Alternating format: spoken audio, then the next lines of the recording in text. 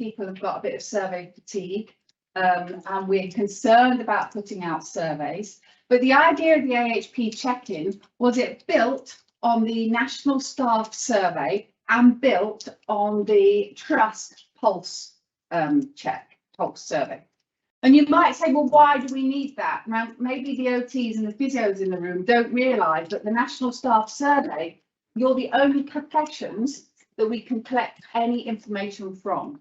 All the other AHPs in this room are an other. So we can't get any information. So the idea of the AHP check-in was at least we can separate out the different professions, but also it isn't the same, it's not homogenous, it's not the same for a physio in NESOP as it is for a physio in community health services. And we need to be able to look at what all the challenges are, what the differences are, and what the similarities are for all of our AHP professions across our trust. So the idea was we would break that down. We only did analysis up to if we've got 15 responses from a directorate, because we're absolutely clear that we don't want this to be at all identifiable. And that's, you know, it's very difficult when we've got 8 paramedics, 2 ODP, 9 arts therapists. So it is difficult for the small professions, but for the larger professions, we do want to be able to sort of aggregate some of the information we've got, but also to drill down and understand what the issues are. So we've done it 3 times, every 6 months, and you can see there the sorts of numbers of responses that we got. So 174, 179, and then 89 in the last month's one. To begin with, we only had 25% of those responses were from support workers. That went up because of the amazing project that Fred and Rob were doing as part of the Health Education England work, to 50% in spring, and we've dropped down to 37% now. So we're about just over a third of the responses are coming from our support workforce, which is, our support workforce is about a third of our numbers. So that's good to see. Overall, this represents in the first 2 months about 15% of the AHPs in the trust. So we're missing 85% of our AHPs. And obviously this autumn, it was less than 10%. That's about 8% of people responding. We've tried to make sure people understand it's less than 5 minutes. It's 7 questions really that we're sort of looking at. And this is different. It's giving us, it's not asking the same questions as the staff survey. It's layered and building on the staff survey and on the pulse check that the trusts do, so that we can really understand the issues for AHPs. Not going to really pick up that. You can see that it's not dissimilar, even though the numbers are quite different. The main issues that AHPs are always telling us are about opportunities for them to progress their career within the trust, and also opportunities for AHPs generally to progress their careers within the trust. So that's sort of one thing that we've been doing. The other thing that we did that, again, that Fred and Rob and Sally and Jenny were doing as part of the Health Education England workforce project, was having a series of events. So there was an AHP workforce event that was held, and there was a series of listening events. Now, I'm not expecting you to be able to read all of these things, but the key themes: more opportunities for AHPs at band 3 to 4, and also at band 7. The involvement of AHPs in transformation, because of the lack of AHP leadership within the trust. When it comes to transformation projects that bring together all the clinical leads, AHPs often don't have a voice at those transformation project tables. Access to training, CPD and shadowing opportunities, and again, back to the career opportunities. And the next slide will tell you some of the sort of the verbal sort of comments that people said to us as part of these projects.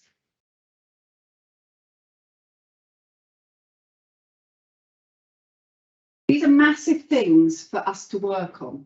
So, and also remembering that we don't have a budget, so we can't make these things happen. all we can do is work towards influencing people and thinking about AHPs differently and telling people that this is what AHPs are telling us. So if you look at the next slide, this is some of the things that we have been doing. So some of the things that you've said, we need careers that recruit and retain AHPs. We've been raising that through our corporate senior AHP leadership accountability reviews. We've developed some uni-professional progressional posts and increased posts open to all healthcare professionals. And we've continued to raise the profile. And what we need to do still is continue to raise that profile of AHP community and the need for visible and equitable leadership. We need to focus on support workers. So we did the HE project. We've got our support worker advisory group that will be starting in November. Bit of a delayed start, but we waited for Mel, and then AHP Day takes a lot of organisation. So, but November that will be starting. And we need to build on our apprenticeships offers. We need to use the competency frameworks that HE have published for all of our clinical support workers, and so that we can ensure that there are CPD opportunities for everyone. Takes on to CPD opportunities. We have been promoting the training needs analysis and the use of PADs of identified CPD. I don't think the training needs analysis and the PADs are a unique problem for AHPs. I think if you asked any of our nursing colleagues, they would say the same about this. It's a bit of a clunky system, that how it works, and hopefully that will improve over time. But what we're trying to do is start some sort of dedicated support and mentoring, and the clinical academics, Lisa and Becca, the work that they were doing about research, mentoring opportunities, that's sort of one example of a piece of work where they took several people that were interested on a journey through applying for research grants and places with the NIHR project, and actually 100% success rate for their applicants from within our trust. So that's very good news. And that we need to really work with the trust as to how we use those training needs and analysis, and how we ensure that we're all getting the CPD that we need. And then our last survey, the autumn one, we're looking at greener, digital and social justice, which are the key themes that run through the AHP strategy we deliver, that Suzanne's going to talk about this afternoon. But we really need to be demonstrating how we're meeting those. So one of the things that Anne-Maria always says to us is, where's your nominations for external awards? We've obviously seen the example from Rampton, the Create, so that's great. We've got Lisa and Becca up for a national CAPO award, so that's the Chief Allied Health Professions Officers Award. Thursday night is the live ceremony, so that's for their clinical academic role. We want events like this so that we're sharing and letting everybody know what we're up to. We need as many examples, and we want you to sort of tell us or show us what you're up to. And then we need to look at how we promote that into system and regional networks. So another piece example is the work that Javier did as part of the diversity.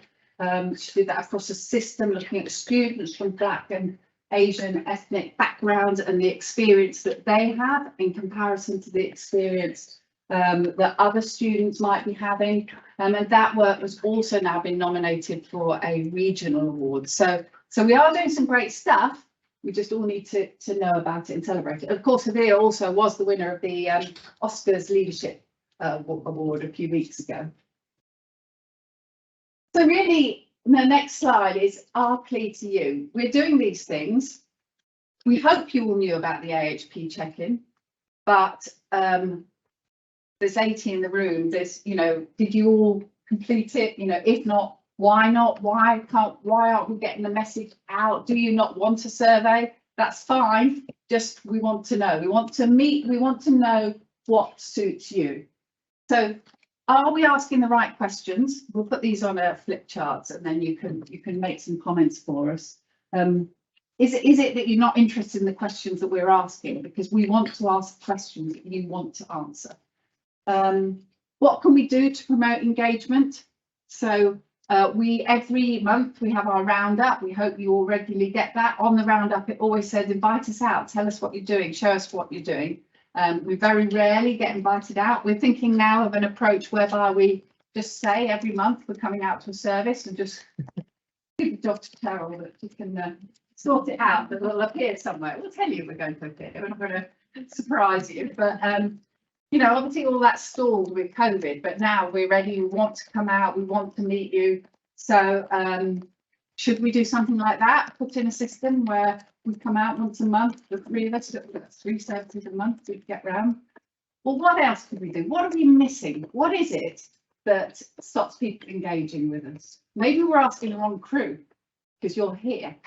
So what is it that people have said to you about this day? Why haven't other people applied? I mean, we're full, we couldn't have taken any more people, but you know, what is it? What is it that stops people engaging? We really, really want to know, because we want to learn and we want to develop and we want to be your voice. And unless we know what the issues are for you, we can't represent you. We can't tell you, we can't tell Tabitha, Anne-Maria, we can't let Paul know what the issues are for the AHPs within this trust. And we want to be a great place to work. We want to attract in people. We want to keep people. So that's the plea. I think the coffee's all come in, so we're on track with the coffee, and we'll pick up the rest of the agenda later, and I'll make sure those flip charts have got some headings. And please, I mean, do tell us, but it's just in case you want to say something. You know, if you wanted to say something you thought, oh, I don't want to tell Bella or Suzanne Bella, you can write it down and we'll never know, because we've no idea what your handwriting is. Thanks, Stella. Yes, absolutely.